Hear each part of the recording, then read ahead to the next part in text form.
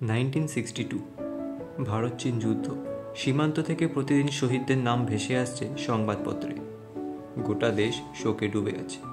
এই সময় famous writer কবি প্রদীপ লিখলেন একটি গান শহীদদের শ্রদ্ধা জানিয়ে। সুর করার দায়িত্ব পেলেন কম্পোজার সি রামচন্দ্রন। গানটা গাওয়ার জন্য লতা মঙ্গেশকরকে ডাকা হয়, কিন্তু কম্পোজার সি রামচন্দ্রনের সাথে তার ভুল বোঝাবুঝির জন্য লতা মঙ্গেশকর প্রথমে প্রস্তাব ফিরিয়ে দেন। এরপর কবি প্রদীপের বোঝানোতে তিনি রাজি তো হয়ে যান, কিন্তু সি রামচন্দ্রনের সাথে বসে তিনি একবারও গানটি রিহার্সাল করেননি। 1963 26শে জানুয়ারি দিল্লির ন্যাশনাল স্টেডিয়ামে গানটি গাওয়া হবে।